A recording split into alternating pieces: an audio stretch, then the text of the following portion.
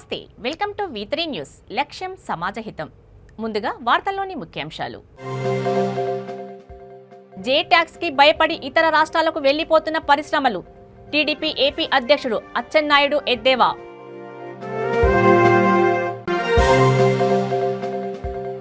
బాసరా శ్రీ జ్ఞాన సరస్వతి అమ్మవారి దర్శనానికి పోటెత్తిన భక్తులు. చిన్నారులతో కిటకిటలాడిన అక్షరాభ్యాస మండపాలు.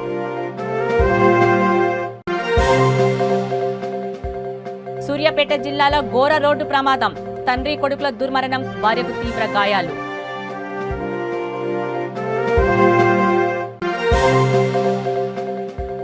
ప్రభుత్వం తీరుతో టిడ్కో ఇండ్ల లబ్ధిదారుల ఇబ్బందులు. చిలకలూరిపేట సిపిఐ నాయకుల ఆవేదన. ఇక డీటెయిల్స్ చూస్తే 3.5 ఏళ్లుగా ఏపీలో శని దాపురించిందని మాజీ మంత్రి టీడీపీ రాష్ట్ర అధ్యక్షుడు అచ్చెన్నాయుడు వ్యాఖ్యానించారు.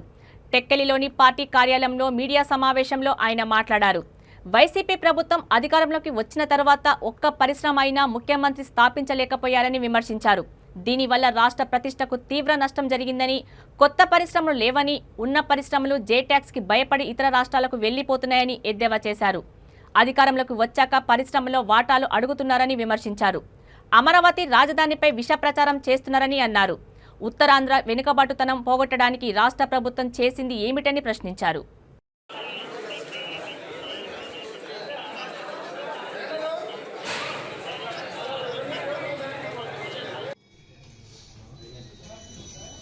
గత 3.5 సంవత్సరాల నుంచి అన్ని వర్గాల ప్రజలు, అన్ని వ్యవస్థలు చిన్నాభిన్నమై రాష్ట్ర ప్రతిష్ట పూర్తిగా దిగజారిపోయినటువంటి సంగతిని ఒకసారి గుర్తు చేస్తున్నాను. 3 సంవత్సరాల ముందు ఈ రాష్ట్రానికి ముఖ్యమంత్రిగా జగన్మోహన్ రెడ్డి రావడం ఈ రాష్ట్రానికి పట్టినటువంటి శని, ఈ రాష్ట్రానికి పట్టినటువంటి కర్మ అని చెప్పి ఈ సందర్భంగా తెలియజేస్తున్నాను. ఈ 3.5 సంవత్సరాల్లో అత్యంత ప్రాధాన్యత కలిగినటువంటి అంశం ఉద్యోగ ఉపాధి అవకాశాలు. కొన్ని లక్షల మంది యువకులు చదువుకుంటున్నారు. చంద్రబాబు నాయుడు గారు దయ వల్ల ఈరోజు రాష్ట్రంలో ప్రతి ప్రాంతంలో ఇంజనీరింగ్ కళాశాలలు వచ్చి పేదవాడు కూడా ఇంజనీరింగ్ విద్యను అభ్యసించి ఉద్యోగ అవకాశాలు లేక ఎన్ని ఇబ్బందులు పడుతున్నారో మనందరం నిత్యం గ్రామీణ ప్రాంతాల్లో, పట్టణ ప్రాంతాల్లో చూస్తున్నాం. చదువుకున్న యువతకి 3 విధాలుగా ప్రభుత్వం అవకాశాలు కల్పించాలి. ఒకటి, ప్రభుత్వంలో ఉద్యోగాలుంటే నోటిఫికేషన్స్ ఇచ్చి ప్రభుత్వ ఉద్యోగాలు భర్తీ చేసి ఉపాధి ఇవ్వాలి. 2, పరిశ్రమల్ని ఆహ్వానించి రాష్ట్రంలో పరిశ్రమలు స్థాపించి పరిశ్రమల్లో ఉద్యోగ అవకాశాలు ఇచ్చి ఆదుకోవాలి. ఈ 2 లేకపోతే ప్రభుత్వం కార్పొరేషన్ల ద్వారా ఆర్థిక సహాయాన్ని అందించి స్వయం ఉపాధి కల్పించాలి. ఏ రాష్ట్రంలోనైనా సరే యువతని ఆదుకోవాలన్నా మానవ వనరులు రాష్ట్రంలో అభివృద్ధి. నిర్మల్ జిల్లా బాసరా శ్రీ జ్ఞాన సరస్వతి అమ్మవారి దర్శనానికి భక్తుల రద్దీ పెరిగింది. ఆదివారం సెలవు దినం కావడంతో అమ్మవారి దర్శనానికి భక్తులు బారులు తీరారు. తెలంగాణ, ఆంధ్రప్రదేశ్, మహారాష్ట్ర నుండి భక్తజనం భారీగా తరలివచ్చారు. అమ్మవారి దర్శనానికి 2 నుండి 3 గంటల సమయం పట్టింది. చిన్నారులతో అక్షరాభ్యాస మండపాలు కిటకిటలాడాయి.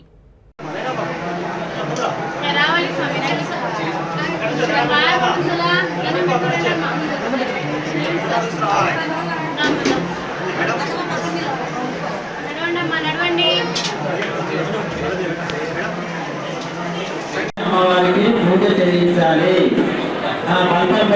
2 సార్లు పసుపు వేయించాలి.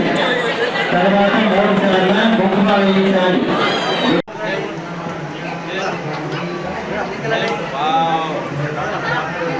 సూర్యాపేట జిల్లాలో ఘోర రోడ్డు ప్రమాదం చోటు చేసుకుంది. నేరేడుచల్ల మున్సిపాలిటీ పరిధి రామాపురానికి చెందిన సత్యనారాయణ కుటుంబ సభ్యులతో కలిసి బైక్పై మిర్యాలగూడ వెళ్తుండగా హుజూర్ నగర్ మిర్యాలగూడ జాతీయ రహదారిపై రామగిరి వద్ద రోడ్డు ప్రమాదం జరిగింది. ఈ సంఘటనలో సత్యనారాయణ అతని కుమారుడు అక్కడికక్కడే చనిపోయారు. తీవ్రంగా గాయపడిన అతని భార్యను ఆసుపత్రికి తరలించారు. ఆమె పరిస్థితి విషమంగా ఉంది.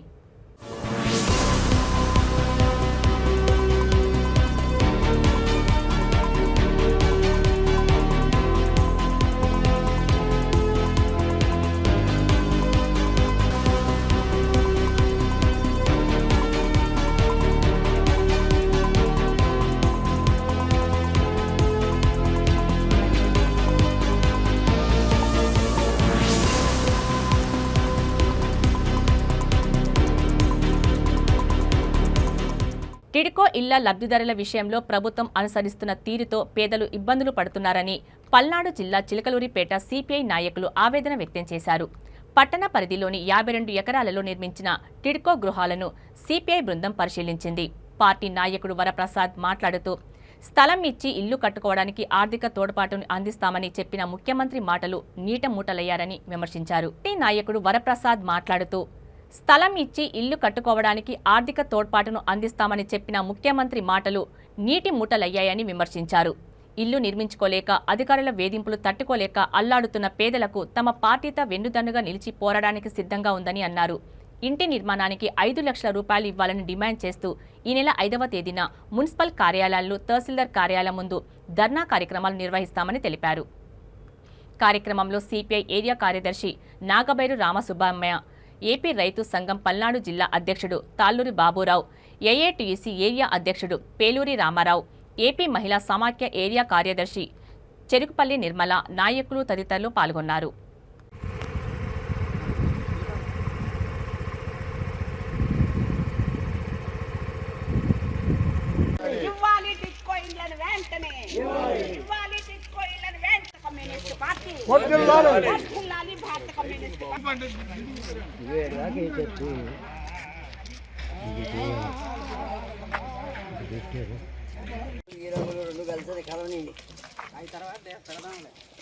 ఇవ్వాలి పేదలకు టిడ్కో ఇళ్ళు వెంటనే ఇవ్వాలి వెంటనే వర్ధిల్లాలి భారత కమ్యూనిస్ట్ పార్టీ రాష్ట్ర సమితి పిలుపు మేరకు మన రాష్ట్రంలో ఉన్నటువంటి టిడ్కో ఇళ్ల పరిశీలన, అలాగే ఈ రాష్ట్ర ప్రభుత్వం ఈ రాష్ట్రంలో ఉన్న పేద ప్రజల కోసం నిర్మిస్తున్న జగనన్న కాలనీల పేరుతో నిర్మిస్తున్న ఇళ్ళని పరిశీలించడం అనేది ఈనాడు జరుగుతూ ఉంది.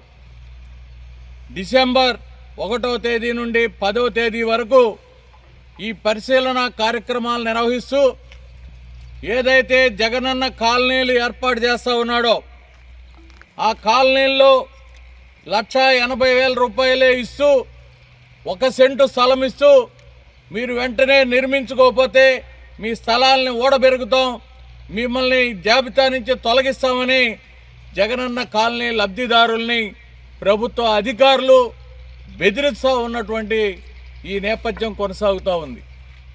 1,80,000 రూపాయలకి కనీసం పునాదులు కూడా రావండి, మేము కట్టుకోలేని స్థితిలో ఉన్నాం, ప్రభుత్వం అదనంగా డబ్బు ఇవ్వమంటే మా వల్ల కాదని చెప్పి ఇవాళ ఈ రాష్ట్ర ప్రభుత్వం మొండికేస్తున్నటువంటి పరిస్థితి.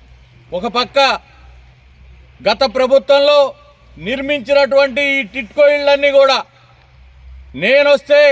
అధికారంలోకి నేనొస్తే ఈ టిడ్కో ఇళ్ళన్నీ కూడా ఉచితంగా 1 రూపాయికే మీకు ఇస్తాను, ఆ టిడ్కో ఇళ్ళకి సంబంధించిన డబ్బు మొత్తం రాష్ట్ర ప్రభుత్వం ద్వారా బ్యాంకులకు నేను కడతాను, మీ అందరికీ ఉచితంగా ఇస్తానని చెప్పి జగన్మోహన్ రెడ్డి గారు ఆయన అధికారంలోకి వచ్చే ముందు ఎన్నికల్లో ప్రజలకు ఇచ్చిన వాగ్దానం ఇంతవరకు నెరవేర్చలా. 2020 మార్చి 15వ తేదీన ఇదే భారత కమ్యూనిస్ట్ పార్టీ విపరీతమైనటువంటి పోరాట కార్యక్రమాన్ని తీసుకుంది. ఈ జగనన్న ఈ యొక్క టిడ్కో ఇళ్ళని వెంటనే పంపిణీ చేయాలి. ఏదైతే టిడ్కో ఇళ్ళు పేద ప్రజల దగ్గర 500 నుంచి 1,00,000 రూపాయల దాకా కట్టించుకున్నారో ఆ లబ్ధిదారులకు వెంటనే టిట్కో ఇళ్ళు ఇవ్వాలని సిపిఐ డిమాండ్ చేస్తూ పోరాడితే ఆనాడు పోలీసుల చేత మమ్మల్ని అందరినీ కూడా ఎక్కడికక్కడ కమ్యూనిస్ట్ పార్టీ కార్యకర్తలని నాయకుల్ని అరెస్టులు చేశారు. ఎందుకు? మేము పంచమని అడిగిన నేపథ్యంలో ఇది నేరం. అందువల్ల ఇవాళ మేము భారత కమ్యూనిస్ట్ పార్టీగా డిమాండ్ చేస్తామని ఆనాడు చెప్పారు. మేము చేసిన పోరాటానికి ఫలితంగా మేము వెంటనే టిట్కో ఇళ్ళు పంపిణీ చేస్తామని ఆనాడు మొదలు పెడతామని. విజయవాడ ఇంద్రకీలాద్రిలోని కనకదుర్గ అమ్మవారిని ఏపీ హైకోర్టు న్యాయమూర్తి జస్టిస్ డి వెంకటరమణ దర్శించుకున్నారు. ఆయనకు ఆలయ కార్యనిర్వహణాధికారి బ్రహ్మరాంబ ఆలయ మర్యాదలతో స్వాగతం పలికి అమ్మవారి దర్శనం కల్పించారు. ఆయనకు ఆలయ వేద పండితులు వేద ఆశీర్వచనం చేయగా కార్యనిర్వహణాధికారి అమ్మవారి ప్రసాదం శేషవస్త్రం అందజేశారు.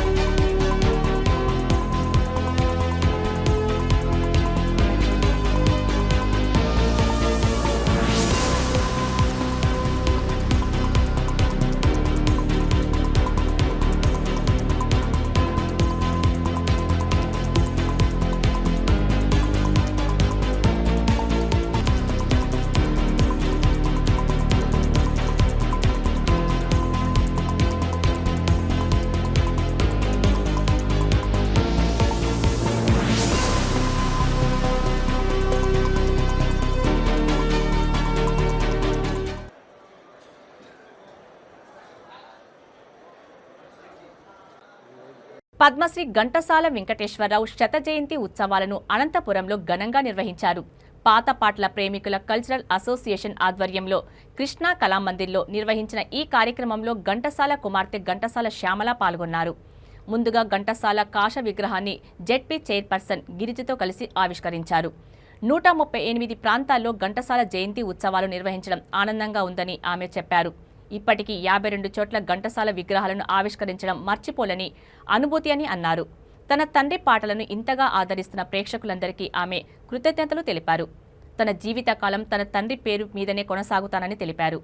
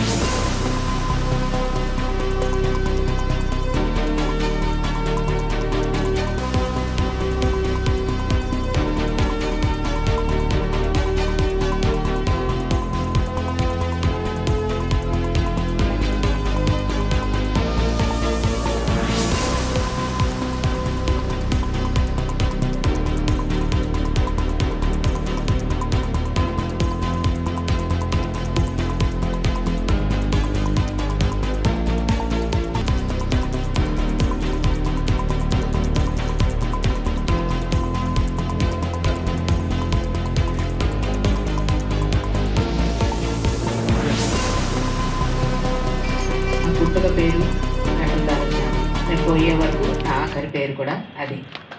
2 పుట్టినరోజులకి 52 విగ్రహాలనే ఆ ఊహ నా బుర్రకు రాలేదు. ఆ ఒక విషయం చెప్పినందుకు నిజంగా చాలా ఆనందం అనిపించింది. అలాగే ఇప్పుడు నాన్నగారిది 100వ సంవత్సరం కాబట్టి 100 వేదికల మీద కార్యక్రమం అయితే ఆయనకి చాలు అని మేమందరం అనుకున్నాం. కానీ 138 వేదికల మీద ఇవాళ కార్యక్రమం జరుగుతోంది అంటే అది భగవంతుడి ఇచ్చిన ఆశీర్వాదం అని అనుకుంటున్నాను. ఇవాళ గీతా జయంతి కావడం, ఇది నాన్నగారి భగవద్గీతను విని బహుశా కృష్ణుడు ఆయన ఇచ్చిన ప్రతిఫలం అని అనుకోవచ్చు. నాకు అదే అనిపించింది. బీజేపీ రాష్ట్ర అధ్యక్షుడు బండి సంజయ్ చేపట్టిన ప్రజా సంగ్రామ పాదయాత్ర నిర్మల్ జిల్లా చిట్యాల గ్రామంలోకి ప్రవేశించింది. బీజేపీ శ్రేణులు ఆయనకు ఘనస్వాగతం పలికారు. ఆడపడుచులు హారతులు పట్టి స్వాగతం పలికారు. బండి సంజయ్పై పూల వర్షం కురిపిస్తూ కార్యకర్తలు తమ అభిమానాన్ని చాటుకున్నారు.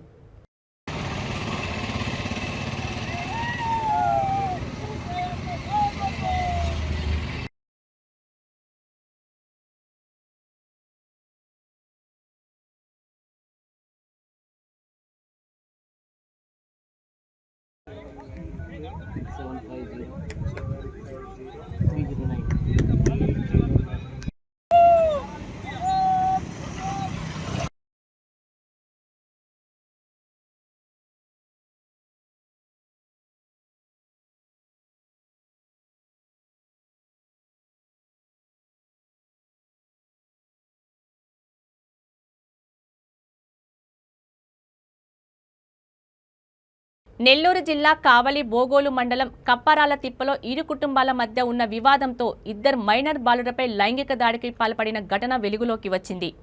ప్రవీణ్ అలియాస్ చిన్న అనే వ్యక్తి 6-7 తరగతులు చదువుతున్న 2 బాలురకు అప్పుడప్పుడు చాక్లెట్లను ఇచ్చి బైక్పై నిర్జన ప్రదేశానికి తీసుకువెళ్లి లైంగిక దాడికి పాల్పడేవాడని బాలురు తల్లిదండ్రులు పోలీసులకు ఇచ్చిన ఫిర్యాదులో తెలిపారు. దీంతో విద్యార్థులను విచారించిన పోలీసులు ప్రవీణ్పై పోక్సో చట్టం కింద కేసు నమోదు చేశారు. ఈ ఘటనపై పూర్తి స్థాయిలో విచారణ చేస్తున్నట్లు డీఎస్పీ వెంకటరమణ తెలిపారు.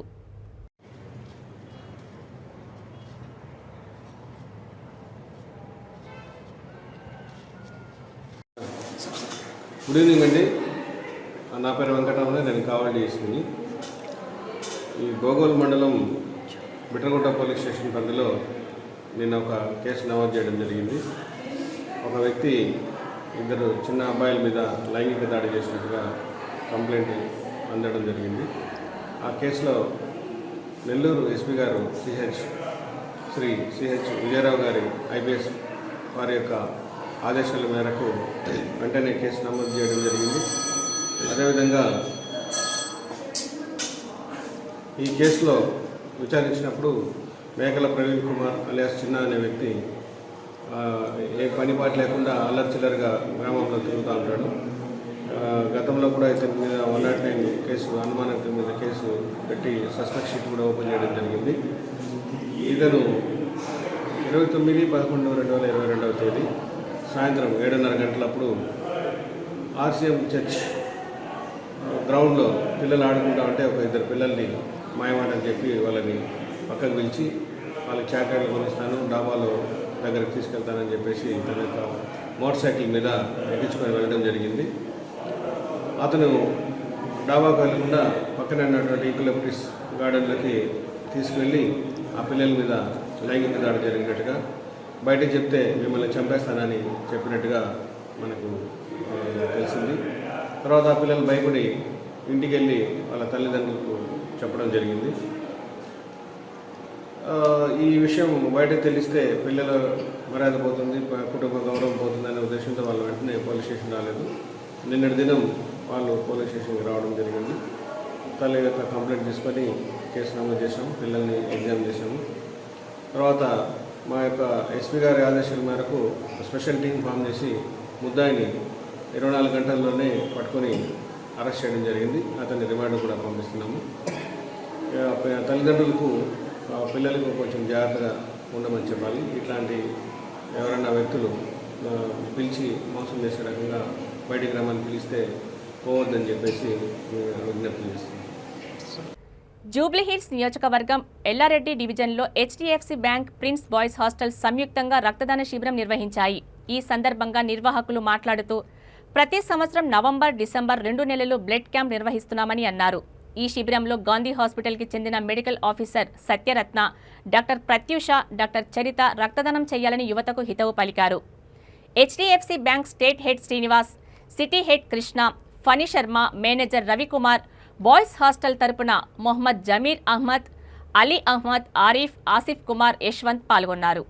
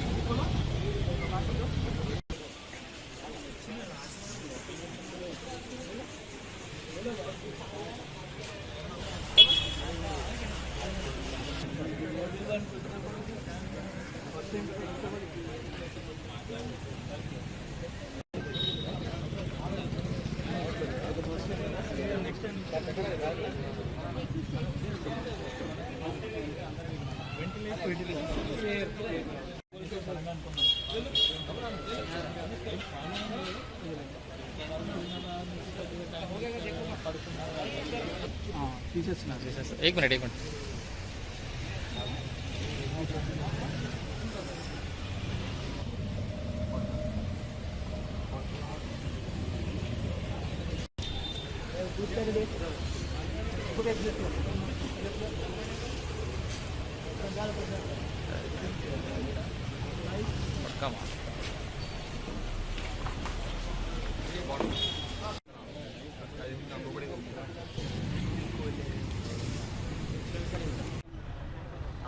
This is Dr. Pratyusha. నా పేరు డాక్టర్ ప్రత్యూష. మేమందరం టీమ్గా గాంధీ హాస్పిటల్ బ్లడ్ బ్యాంక్ నుంచి వచ్చాము. సో ఈరోజు ఇక్కడ ఎల్లారెడ్డిగూడ అమీర్పేట్తో మనము ఇక్కడ బ్లడ్ డ్రైవ్ చేస్తున్నాము, క్యాంప్ పెట్టాము. సో ఇక్కడ మనం బ్లడ్ డొనేషన్ చేస్తున్నాము in association with HDFC bank and prince boys hostel Yellareddyguda Ameerpet. So ఎవరైనా బ్లడ్ డొనేట్ చేయాలనుకుంటే ఇక్కడికి వచ్చి బ్లడ్ డొనేట్ చేయండి. అండ్ అడ్వాంటేజెస్ బ్లడ్ డొనేషన్ ఏంటి అంటే మీరు ఇక్కడ సర్టిఫికేట్స్ ప్రొవైడ్ చేస్తారు. బ్లడ్ డొనేట్ చేశాక మీరు ఆ బ్లడ్ సర్టిఫికేట్ తీసుకొని గాంధీ హాస్పిటల్కి వస్తే ఎమర్జెన్సీలో కూడా మేము ఆ బ్లడ్ మీకు ప్రొవైడ్ చేస్తాము. సో ఇప్పుడు మన విలేజెస్ నుంచి చాలామంది వస్తుంటారు, వాళ్ళకి బ్లడ్ లేదు, వాళ్ళకి సరిపోక అని. మీరు ఇలాంటి క్యాంప్స్ అండ్ డ్రైవ్స్కి వచ్చి మీరు ఇలా డొనేట్ చేస్తూ ఉంటే వాళ్ళకి చాలా యూస్ఫుల్ అవుతుంది. సో దయచేసి రండి, బ్లడ్ డొనేట్ చేయండి. ఒక్క బ్లడ్ డొనేషన్తో 3 లైఫ్స్ మనం సేవ్ చేయొచ్చు. సో తప్పకుండా వచ్చి బ్లడ్ డొనేట్ చేయండి, 3 లైఫ్స్ సేవ్ చేయండి. హైదరాబాద్ హబ్సిగూడలో ఆటోను కారు ఢీకొట్టింది. ఈ ఘటనలో ఆటో నుజ్జునుజ్జైంది. ఆటోలో ఉన్న 4గురిలో డ్రైవర్ పరిస్థితి విషమంగా ఉంది. మద్యం మత్తులో యువకులు కారు నడిపినట్లు తెలుస్తోంది.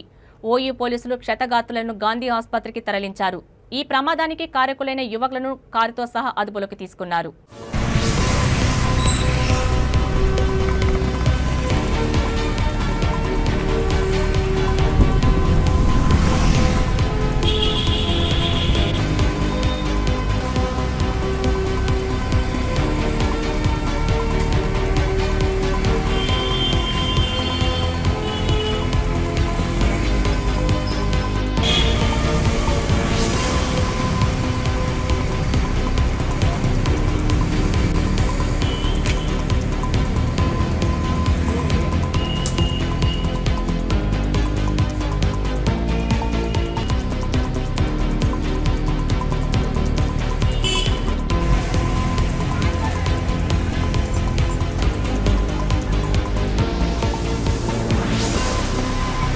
వార్తలు ముగించే ముందు ముఖ్యాంశాలు మరోసారి.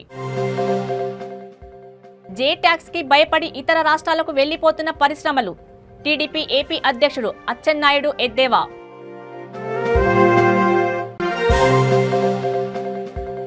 బాసరా శ్రీ జ్ఞాన సరస్వతి అమ్మవారి దర్శనానికి పోటెత్తిన భక్తులు. చిన్నారులతో కిటకిటలాడిన అక్షరాభ్యాస మండపాలు.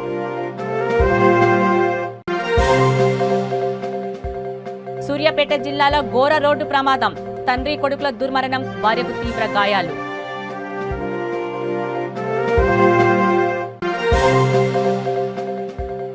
ప్రభుత్వం తీరుతో టిడ్కో ఇండ్ల లబ్ధిదారుల ఇబ్బందులు. చిలకలూరిపేట సిపిఐ నాయకుల ఆవేదన. చూస్తూనే ఉండండి V3 న్యూస్. లక్ష్యం సమాజహితం. నమస్తే.